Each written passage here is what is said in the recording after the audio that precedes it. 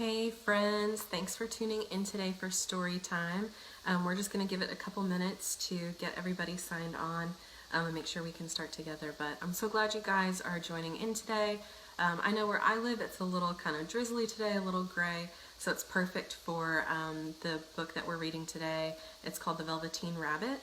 And so it's kind of like a quieter book. There's not a lot of action that happens to it. It's just learning about these toys, and so it'll be perfect for today. So I see we've got Ian. Hey Ian, thanks for joining today.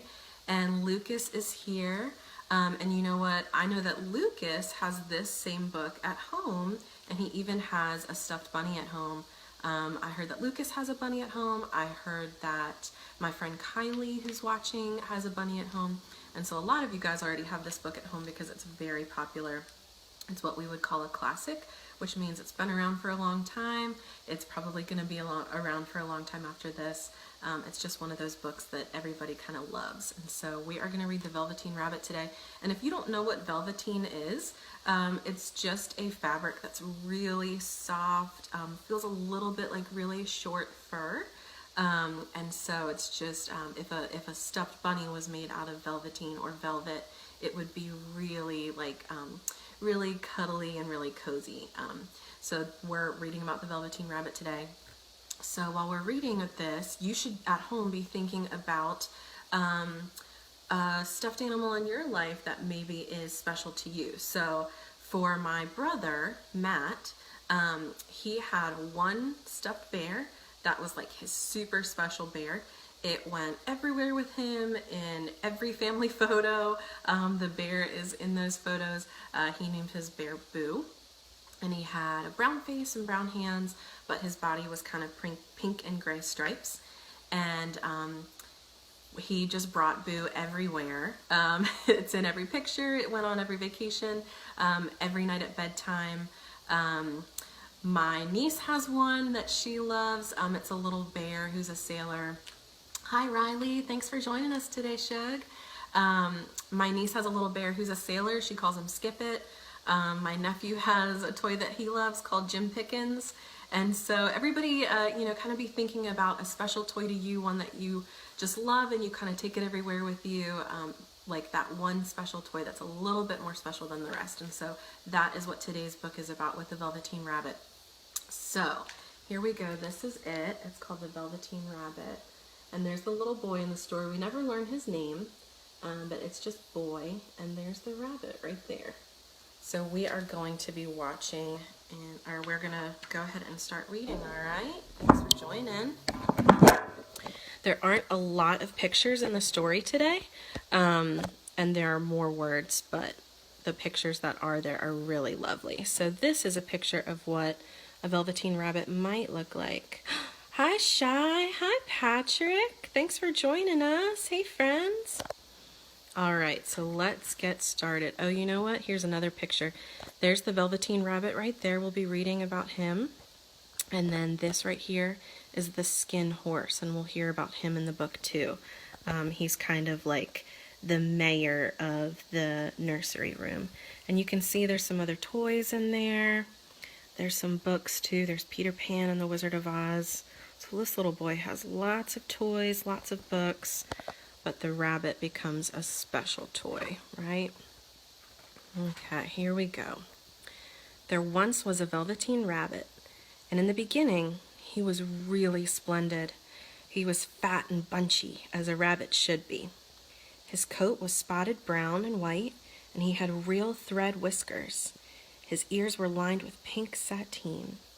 On Christmas morning, when he sat wedged in the top of the boy's stocking with a sprig of holly between his paws, the effect was charming.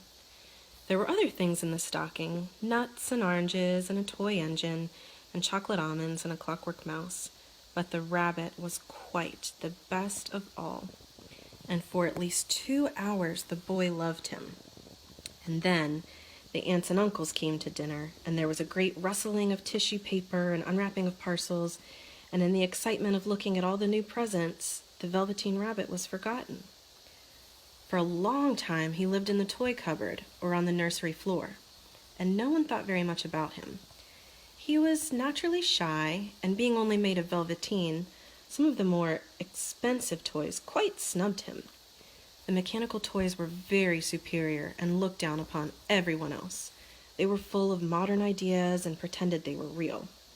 The model boat, who had lived through 2 seasons and lost most of his paint, caught the tone from them and never missed an opportunity of referring to his rigging in technical terms. The rabbit could not claim to be a model of anything, for he didn't know that real rabbits existed. He thought they were all stuffed with sawdust, like himself.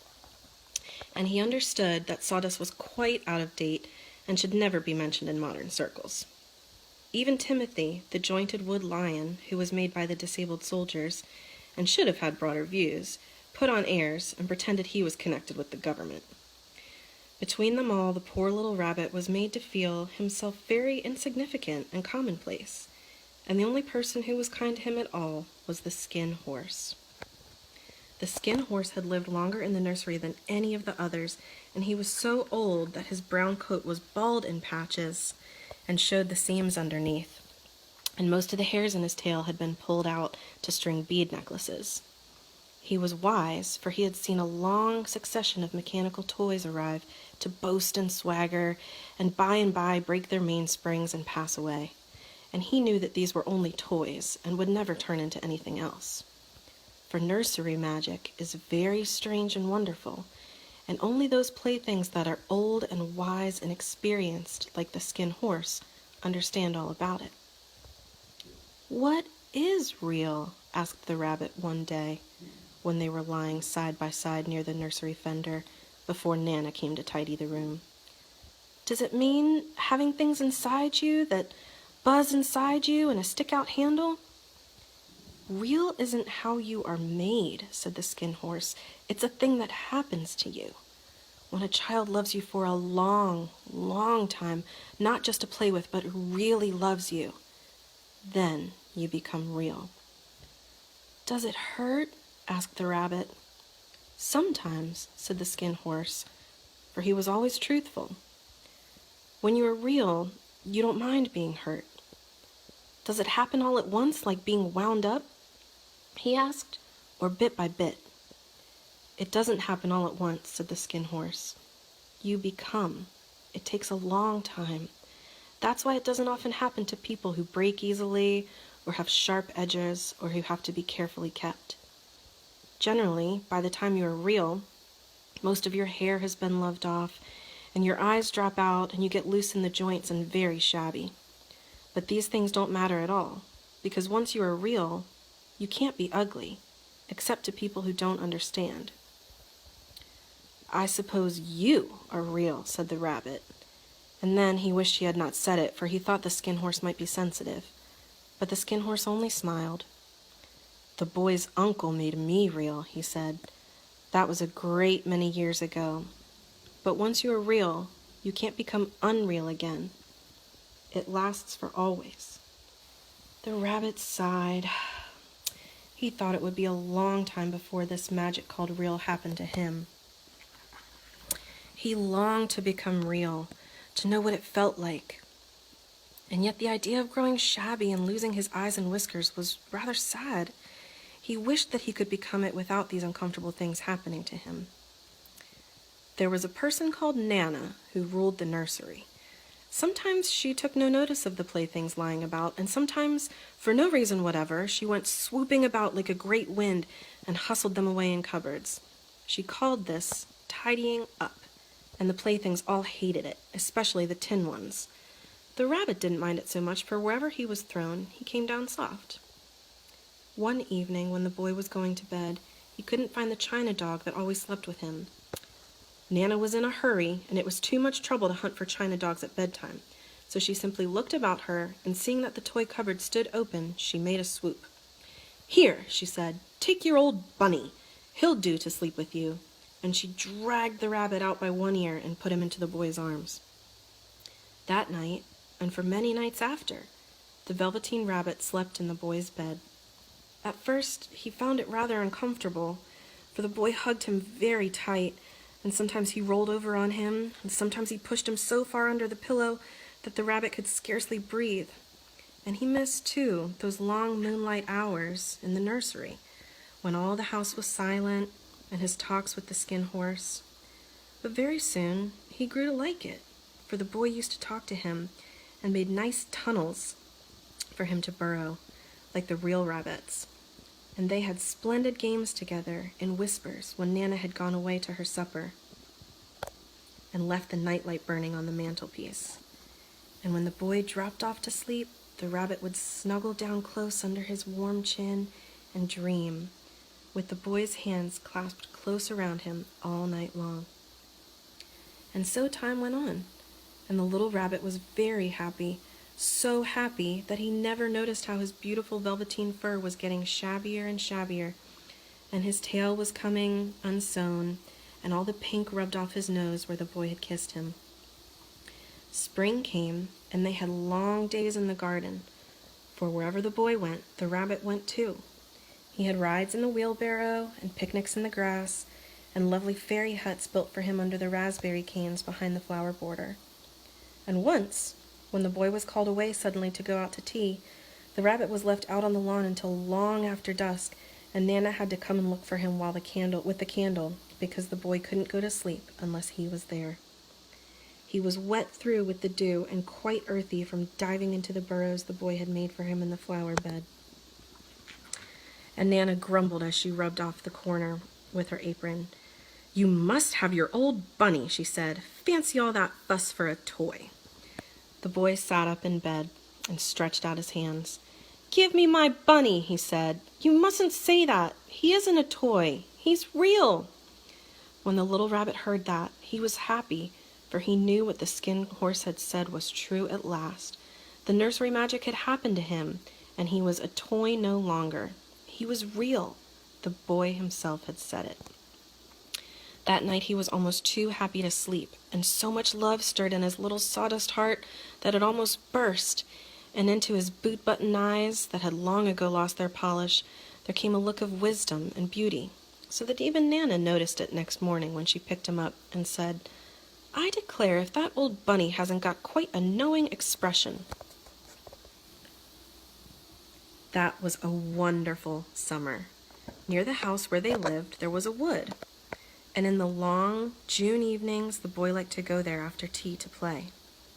He took the Velveteen Rabbit with him, and before he wandered off to pick flowers or play at brigands among the trees, he always made the rabbit a little nest somewhere along the bracken where he would be quite cozy, for he was a kind-hearted little boy, and he liked Bunny to be comfortable.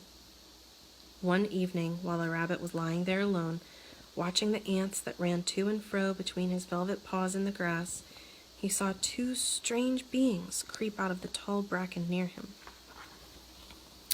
Oh, look at that. The two strange beings were bunnies, right? See, there's one there, and there's one under that log there. Real bunnies.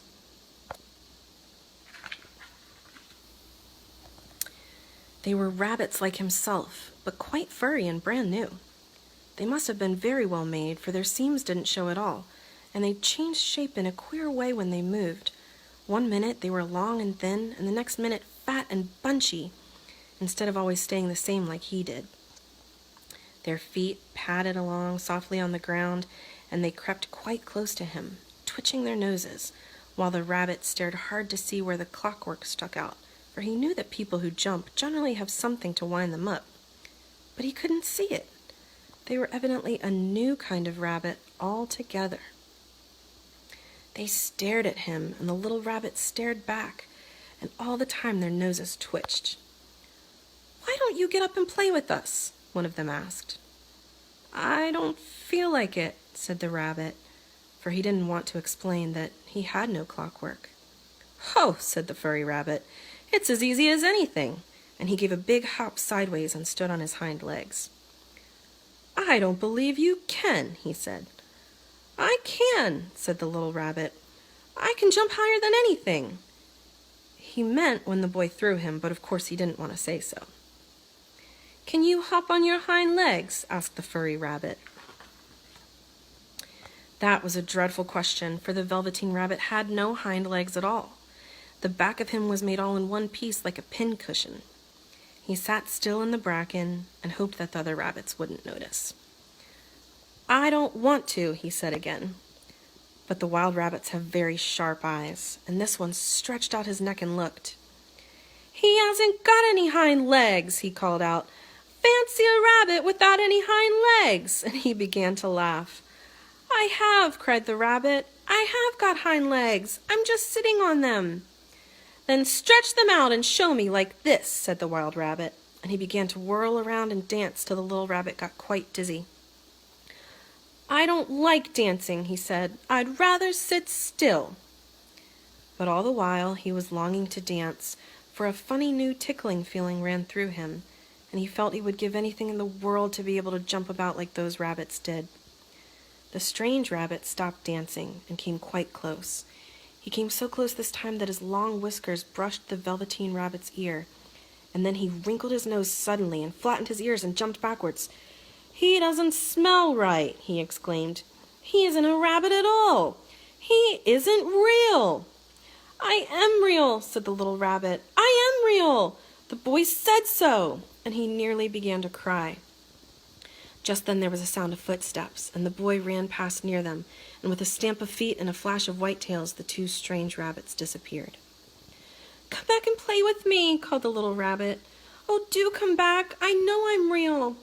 But there was no answer.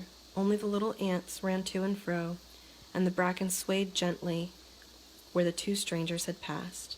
The Velveteen rabbit was all alone. "Oh dear," he thought. "Why did they run away like that? Why couldn't they stop and talk to me?" For a long time he lay very still, watching the bracken and hoping that they would come back. But they never returned, and presently the sun sank lower and the little white moths fluttered out, and the boy came and carried him home. Weeks passed, and the little rabbit grew very old and shabby, but the boy loved him just as much. He loved him so hard that he loved all his whiskers off, and the pink lining to his ears turned gray, and his brown spots faded. He even began to lose his shape, and he scarcely looked like a rabbit anymore, except to the boy. To him, he was always beautiful, and that was all that the little rabbit cared about. He didn't mind how he looked to other people, because the nursery magic had made him real, and when you are real, shabbiness doesn't matter. And then, one day, the boy was ill. His face grew flushed, and he talked in his sleep, and his little body was so hot that it burned the rabbit when he held him close. Strange people came and went in the nursery, and a light burned all night, and through it all the little Velveteen rabbit lay there, hidden from sight under the bedclothes, and he never stirred, for he was afraid that if they found him, someone might take him away, and he knew that the boy needed him. It was a long, weary time, for the boy was too ill to play, and the little rabbit found it rather dull with nothing to do all day long. But he snuggled down patiently and looked forward to the time when the boy should be well again, and they would go out into the garden amongst the flowers and the butterflies and play splendid games in the raspberry thicket like they used to. All sorts of delightful things he planned, and while the boy lay half asleep, he crept up close to the pillow and whispered them in his ear.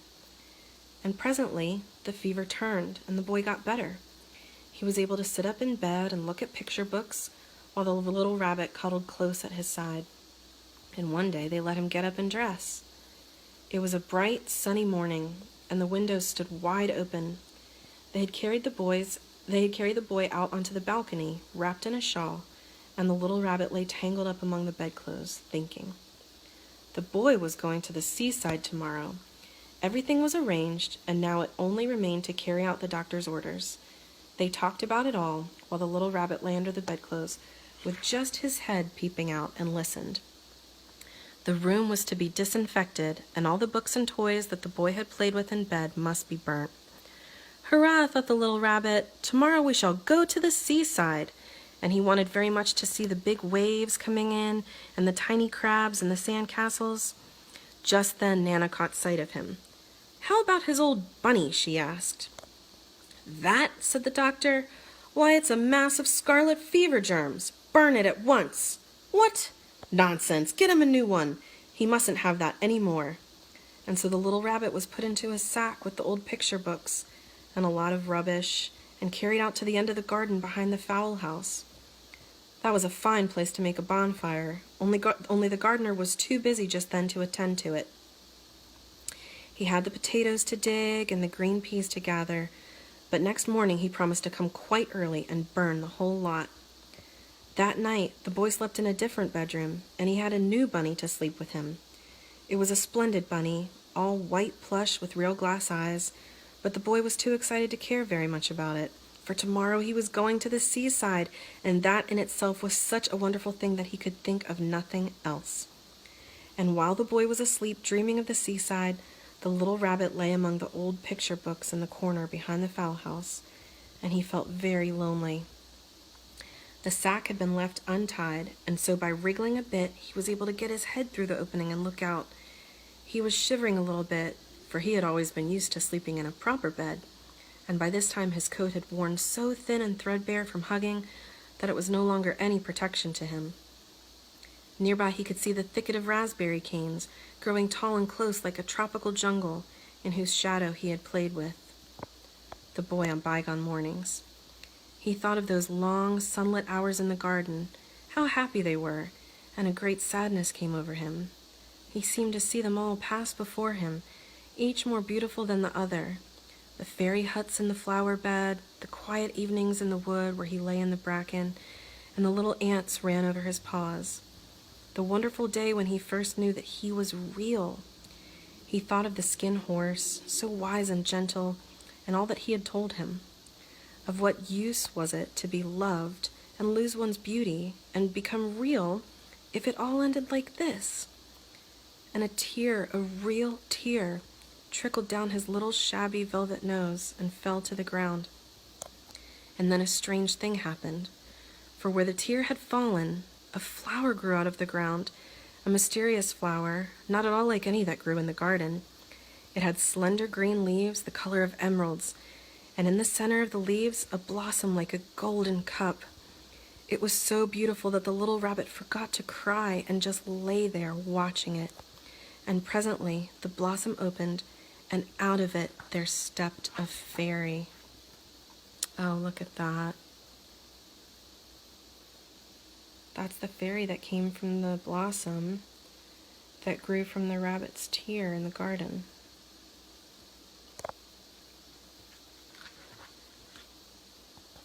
She was quite the loveliest fairy in the whole world. Her dress was of pearl and dewdrops, and there were flowers around her neck and in her hair, and her face was like the most perfect flower of all. And she came close to the little rabbit and gathered him up in her arms and kissed him on his velveteen nose that was all damp from crying. "Little rabbit," she said, "don't you know who I am?" The rabbit looked up at her, and it seemed to him that he had seen her face before, but he couldn't think where. "I am the nursery magic fairy," she said. "I take care of all the playthings that the children have loved. When they are old and worn out and the children don't need them anymore, then I come and take them away with me and turn them into real." "Wasn't I real before?" asked the little rabbit. "You were real to the boy," the fairy said, "because he loved you. Now you shall be real to everyone." And she held the little rabbit close in her arms and flew him into the wood. It was light now, for the moon had risen, and all the forest was beautiful. All the fronds of the bracken shone like frosted silver. In the open glade between the tree trunks, the wild rabbits danced with their shadows on the velvet grass. But when they saw the fairy, they all stopped dancing and stood round in a ring to stare at her. "I've brought you a new playfellow," the fairy said. Whoa, look at all those rabbits. See, she's bringing him to meet all the real rabbits. Brown ones, dark ones, light ones. Look at their little pink ears. "You must be very kind to him and teach him all he needs to know in Rabbitland, for he is going to live with you forever and ever." And she kissed the little rabbit again and put him down on the grass. "Run and play, little rabbit," she said. But the little rabbit sat quite still for a moment and never moved. for when he saw the wild rabbits dancing around him, he suddenly remembered about his hind legs, and he didn't want them to see that he was made all in one piece. He did not know that when the fairy kissed him that last time, she had changed him altogether, and he might have sat there a long time, too shy to move, if just then something hadn't tickled his nose, and before he thought what he was doing, he lifted his hind toe to scratch it, and he found that he actually had hind legs. Instead of dingy velveteen, he had brown fur, soft and shiny. His ears twitched by themselves, and his whiskers were so long they brushed the grass.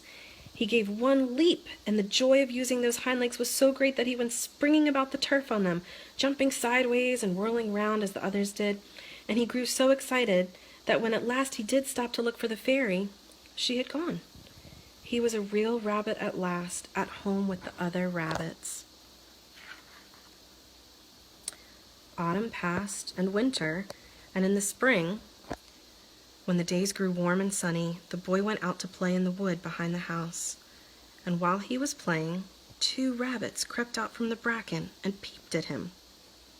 One of them was brown all over, but the other had strange markings under his fur, as though long ago he had been spotted, and the spots still showed through.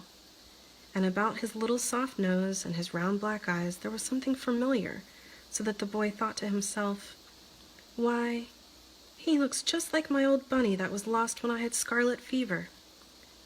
But he never knew that it really was his own bunny, come back to look at the child who would first help him to be real. The end. So that is the end of the Velveteen Rabbit, which is all about how love can change something, and how the things that we love are so real to us. And so I know when we started talking about this, we were talking about maybe the stuffed animals that you guys have that feel so real to you. And so maybe this book will kind of change how you look at the toys in your playroom, or how you look at the bunnies in your yard. So I hope you enjoyed that book today. Thank you guys for tuning in. Parents, you're welcome to share the video if you would like with any of your other friends. And everybody stay well and keep reading, and I'll see you here next time.